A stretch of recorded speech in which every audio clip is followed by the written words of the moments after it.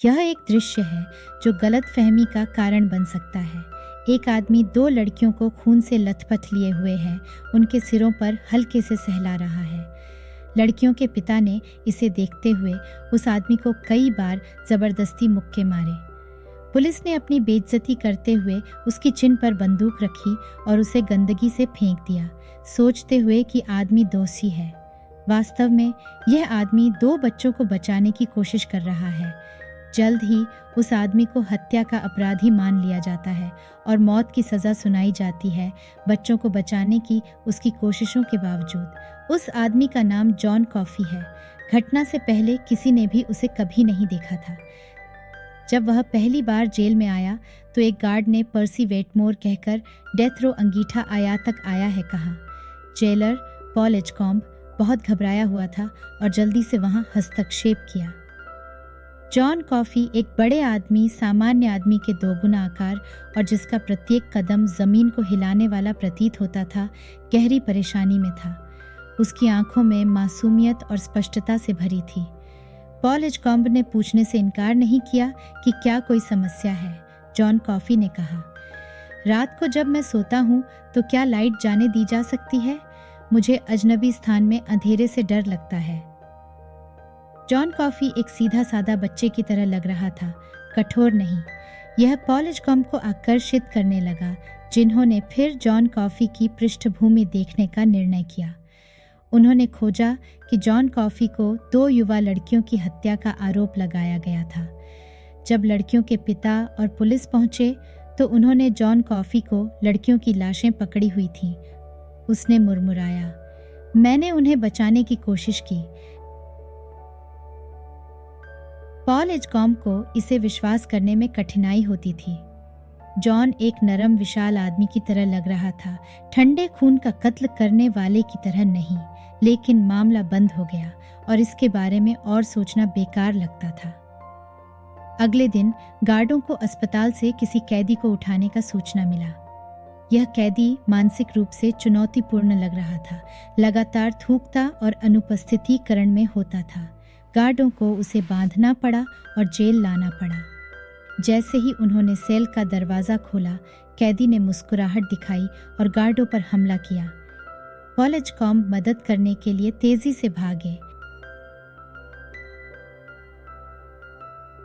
समय पर एक और गार्ड आया। जब भीड़ चली गई, पॉल एजकॉम्ब यह और अधिक नहीं सह सकते हुए जमीन पर गिर गए। सालों से उसे बीमारियों से पीड़ा का सामना करना पड़ा है।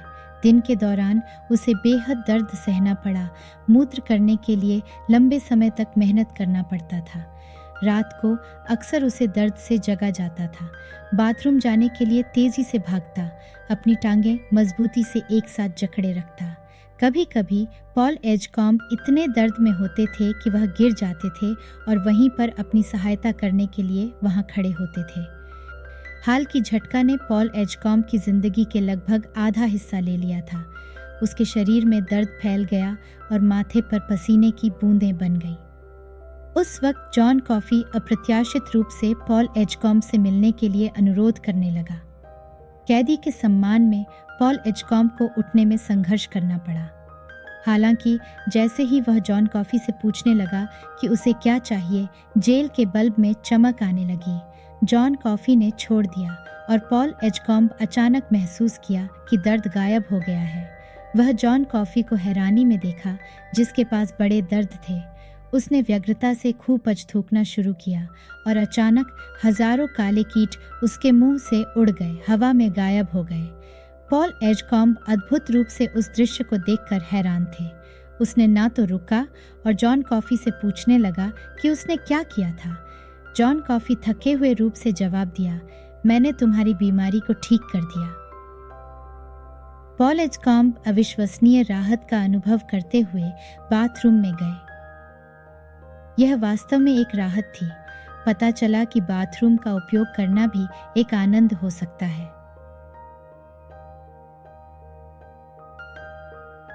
क्या ऐसा वास्तव में एक हत्यारा हो सकता है? अगले दिन पॉल एजकॉम्ब ने जॉन कॉफी के वकील को ढूंढा। वकील ने कहा कि जॉन कॉफी एक ऐसा आदमी था जो आसमान से गिरकर आया था। किसी को उसका इतिहास नहीं पता था और उसकी कोई भी आपराधिक रिकॉर्ड नहीं था। जॉन कॉफी को पॉल एजकॉम ने अपनी पत्नी द्वारा बनाई गई रोटी लेकर उनके पास ले जाया। दिल से अच्छा जॉन कॉफी ने इस रोटी को एडवर्ड डेलाक्रॉय के साथ साझा किया, जो कि उसके सामने कैद था। इससे वाइल्ड बिल वार्टन को गुस्सा आया, जो जॉन कॉफी की ओर गालियां देते हुए खुदा। पॉल एजकॉम ने उसे रोका, लेकिन वाइल्ड बिल वार्टन ने सीधे ही उसकी ओर थूका। पॉल एजकॉम कभी नहीं गिनते, लेकिन वाइल्ड बिल वार्टन लगातार अधिक अकड़ बढ़ाता है, मेहमानों को अपमानित करने की कोशिश करता है हर बार जब वह उन्हें जांचता है। एक दिन जैसे ही पर्सी वेटमोर गुजर रहा था, वाइल्ड बिल वार्टन ने उसे पकड़ लिया और उसके चेहरे पर चुंबन देकर अश्लील बोल रहा था। पर्सी वेटमोर डर की स्थिति में संघर्ष करता था और जब वाइल्ड बिल वार्टन छोड़ देता तो उसका पतलून पहले ही आधा गीला हो गया था। सामान्य दिनों में पर्सी वेटमोर हमेशा अभिमानी और आधिपत्यमय था, जबरदस्ती विभिन्न तरीकों से कैदियों की बुराई करता था। अब पर्सी वेटमोर को ऐसी दुखद स्थिति में देखकर एडवर्ड डेलाक्रॉय को हंसी नहीं रोकी गई। यह बस एक बड़ा अपमान था। अपने दिल में घृणा भरी पर्सी वेटमोर एडवर्ड डेलाक्रॉय को खून सी उगलते हुए गुस्सा देख ली कि वह एडवर्ड डेलाक्रॉय के जीवन को एक जीवित नरक बना देगा। एक दिन एडवर्ड डेलाक्रॉय के पास एक छोटा सा नरम चूहा था जो विभिन्न ट्रिक्स को कर सकता था। वे अलग नहीं होते थे, भोजन और नींद साझा करते थे। चूहा उसका परिवार था। एक दिन चूहा सेल से बाहर भाग गया और पर्सी वेटमोर ने एक अवसर देखा। उसने अपने पैर को बढ़ाया और इसे जानबूझकर सही जगह पर रख दिया। एडवर्ड डेलाक्रॉय ने दुख से चिल्लाई। दिल टूट गया। प्रस्तुत व्यक्तियों को हैरानी में डाल दिया गया। सभी एडवर्ड डेलाक्रॉय के लिए चूहे के महत्व को समझते थे। जैसे ही सभी चूहे के भाग्य का शोक मना रहे थे, एक बड़ा काला हाथ बाहर निकला। यह जॉन कॉफी था।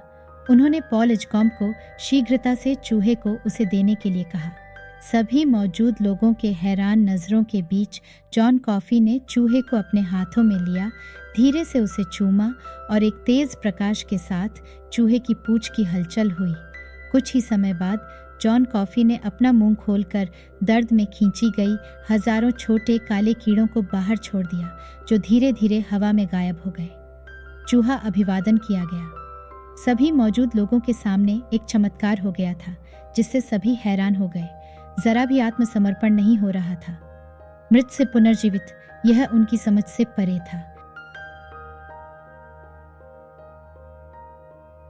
पॉल एजकॉम, जिन्होंने और गार्ड्स के साथ संवेदनशीलता के साथ आया, पर्सी वेटमोर को ढूंढने के बाद उसे धमकी दी और उसे कारागार से निकालने के लिए उत्तेजित किया। परंतु पर्सी वेटमोर ने कहा कि वह कारागार में इसलिए आया था कि वह खुद एक अदालत का निर्णय ले सके और उसे जल्द से जल्द बाहर निकालने के लिए पॉल एजकॉम को सहमत हो गया। कुछ दिनों बाद पॉल एजकॉम एडवर्ड डेलाक्रॉय के कक्ष में गए। आज एडवर्ड डेलाक्रॉय की फांसी का दिन था। एडवर्ड डेलाक्रॉय को चिंता को कम करने के लिए पॉल एजकॉम्ब ने उसे एक पास के चूहा गांव के बारे में बताया, एक प्रसिद्ध पर्यटन स्थल जहां चूहे न केवल खाना पीना करते थे बल्कि विभिन्न जादू भी करते थे। एडवर्ड डेलाक्रॉय इसे सुनकर खुश हो गया। वह अब बिना किसी चिंता के छोड़ सकता था। फांसी के करीब आते ही एडवर्ड डेलाक्रॉय अचानक असंयमित रूप से उदास हो गया। उसने कहा, चूहा गांव के बारे में मत भूलो। लेकिन पर्सी वेटमोर ने कहा, ऐसी कोई जगह नहीं है, वे तुम्हें धोखा देने के लिए उसे बनाया है। एडवर्ड डेलाक्रॉय के चेहरे पर दुख और दर्द से भरी बना देखकर पर्सी वेटमोर ने खुशी से उसके सिर पर एक हुड रख दिया। फांसी से पहले एक स्पंज को गीला करके और जेल में कैदी के सिर पर रखकर आग को शीघ्रता से शरीर में गुजरने का सुनिश्चित किया जाना चाहिए। पर्सी वेटमोर ने ऐसा नहीं किया। एडवर्ड डेलाक्रॉय का प्रतिशोध लेने के लिए उसने झूठा स्पंज गीला करके और एडवर्ड डेलाक्रॉय के सिर पर रख दिया। स्विच को फिर किया गया और एडवर्ड डेलाक्रॉय के पीड़ादायक चीखें जेल में गूंज गईं। उसके सिर से धुआं विभूतियों से बहुत अधिक उछलने लगा, जिससे पॉल एजकॉम्ब को यह अनुभव हुआ कि स्पंज में कुछ गड़बड़ हो गई थी। अगर वह अब स्विच नीचे कर देता तो यह सिर्फ एडवर्ड डेलाक्रॉय को असहनीय दर्द झेलने पर ही आएगा। वह केवल बेबसी से किनारे खड़े हो सकता था, एडवर्ड डेलाक्रॉय के शरीर को धीरे धीरे जलते देखते हुए, अत्यंत दर्द सहन करते हुए। जलती हुई चमड़ी की गंध जल्द ही वायु में भर गई और लोगों ने ऐसा कभी नहीं देखा था, जो उन्हें भागने के लिए भयानक सीन करने लगा। इस समय माउस की मदद करते हुए जॉन कॉफी अचानक बहुत जोर से कांपने लगे। उनके शरीर में पसीना भी भर गया।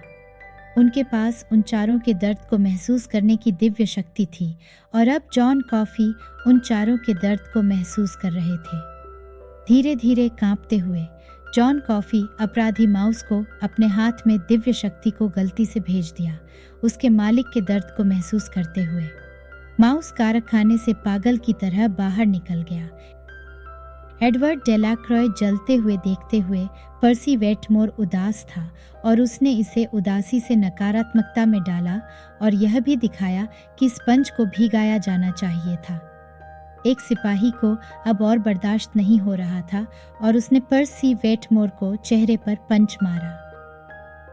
बाद में पॉल एजकॉम्ब ने कारखाने में छोटे से चूहे और जॉन कॉफी को देखने के लिए कारखाने का दौरा किया।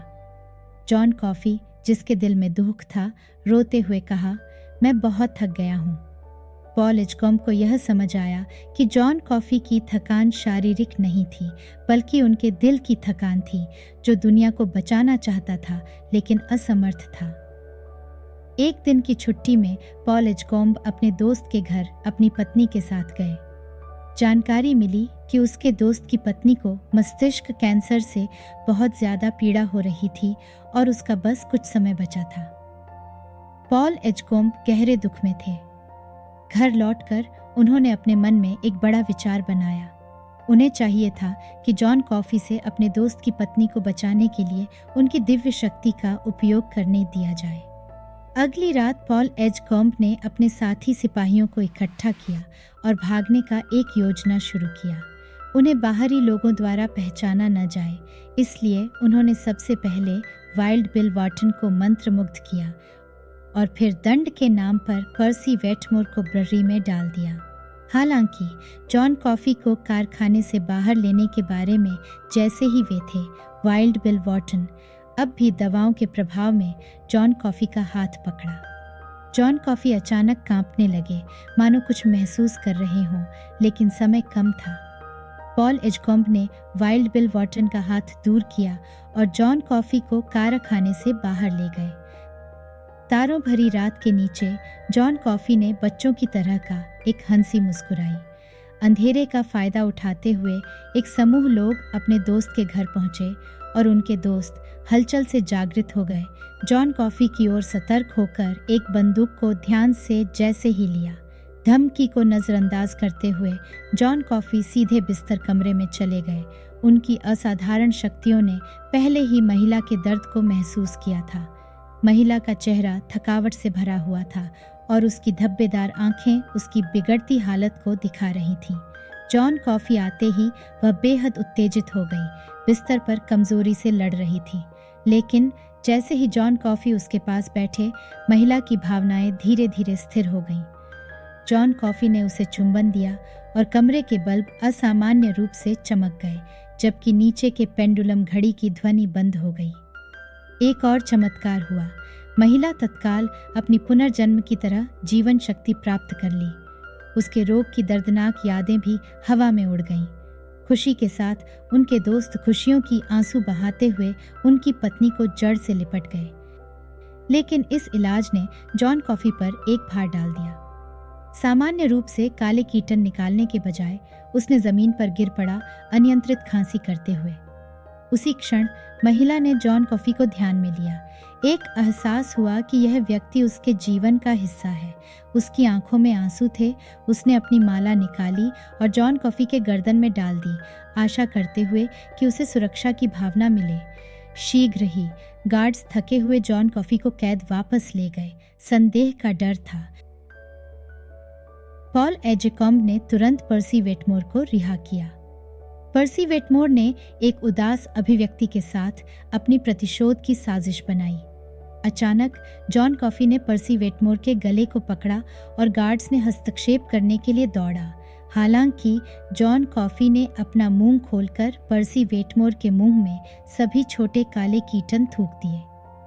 जब जॉन कॉफी ने अपनी पकड़ छोड़ी तो पर्सी वेटमोर खाली हो गया, किसी प्रतिक्रिया के बिना आगे बढ़ रहा था।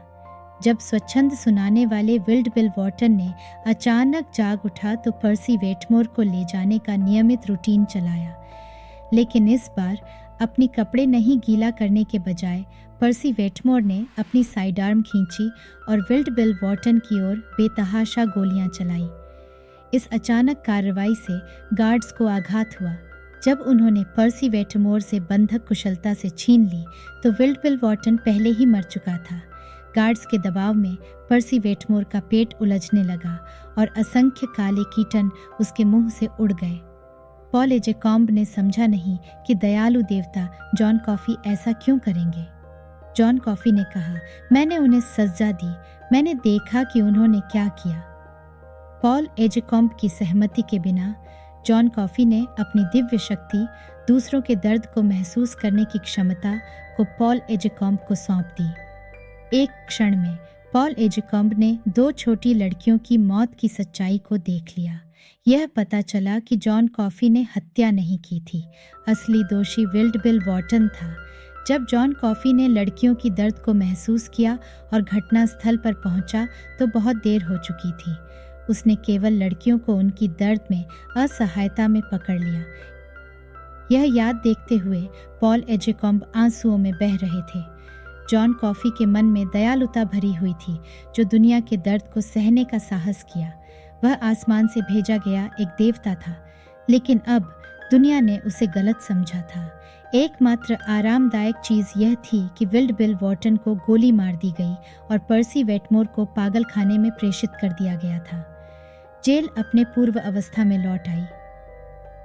पॉल एजेकॉम्ब को जानते थे कि जॉन कॉफी बेगुनाह था, लेकिन असली हत्यारा मर चुका था। कोई सबूत के साथ मामला था, चाहे वह न्यायालय में गवाही दें, न्यायाधीश उन्हें नहीं मानेंगे। पॉल एजेकॉम्ब को गहरी पछतावा था, लेकिन उसे स्थिति को बदलने की शक्ति नहीं थी। इसलिए वह जेल में जॉन कॉफी को रिहा करने आया, लेकिन जॉन कॉफी ने मना कर दिया। उसने कहा, मैं थक गया हूँ, मुझे अंतिम समाप्ति की आवश्यकता है। मैं विचरण के जीवन से थक गया हूँ, अकेला जैसे बारिश में एक पत्ती के रूप में। आसपास कोई भी दोस्त नहीं, रोज दर्द और सुनने की बिना, और सबसे अधिक मैं मानवता के बदसूरत चेहरे से थक गया हूँ। शक्तिहीन पॉल एजेकॉम्ब केवल जॉन कॉफी के चयन का आदर कर सकता था और उसकी सभी मांगों को पूरा करने को इच्छुक था। जॉन कॉफी ने कहा कि उसकी एकमात्र इच्छा थी कि वह हेवन नाम की एक फिल्म देखे। उसकी इच्छा पूरी हो गई और प्रोजेक्टर से प्रकाश जॉन कॉफी के सिर से होकर गुजरता हुआ उसने चिर स्मृति के साथ स्क्रीन को देखा जैसे एक देवता। शीघ्र ही जॉन कॉफी की फांसी का दिन आया। गार्ड्स ने सम्मानित रूप से बंधकों में जगह बनाई, लेकिन जॉन कॉफी बहुत शांत था। उसने मुस्कान देते हुए सभी को आश्वस्त किया कि उन्हें चिंता नहीं करनी चाहिए, क्योंकि वह जल्द ही रिहा किया जाएगा। फांसी कक्ष में प्रवेश करते समय जॉन कॉफी का मूड कुछ नीचा हो गया। उसने कहा, यहाँ बहुत सारे लोग हैं जो मुझसे नफरत करते हैं, मुझे यह महसूस होता है। गार्ड्स ने कहा, हमारे भावनाओं को महसूस करने की कोशिश करें, हम तुमसे नफरत नहीं करते।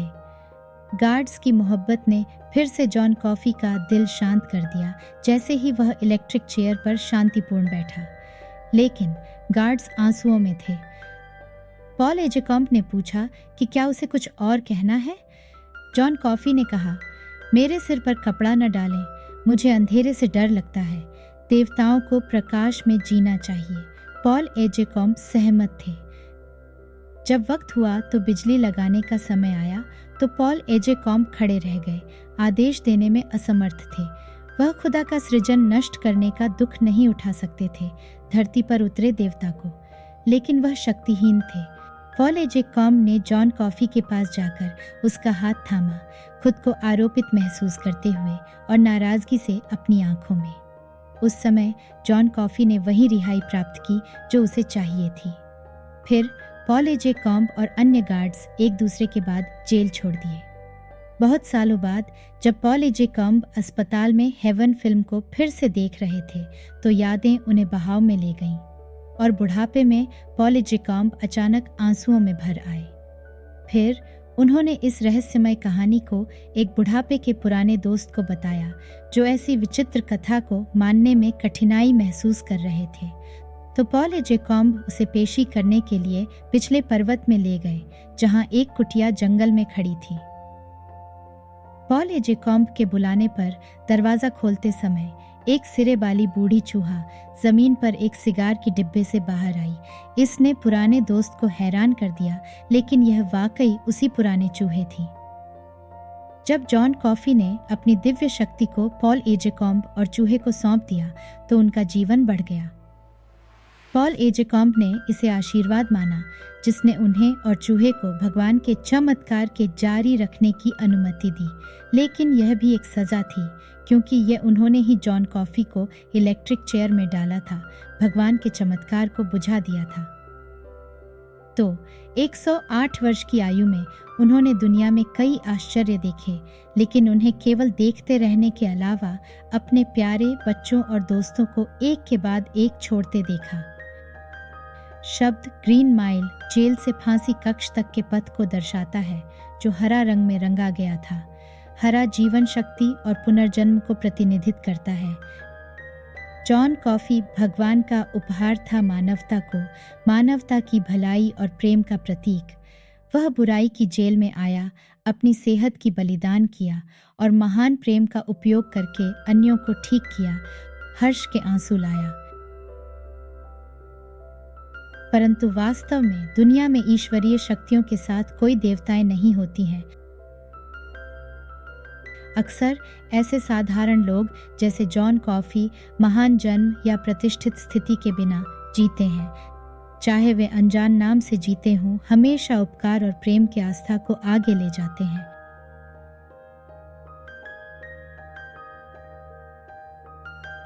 इस तरह की और वीडियो के लिए सब्सक्राइब करें, नोटिफिकेशन चालू करें और लाइक छोड़ें।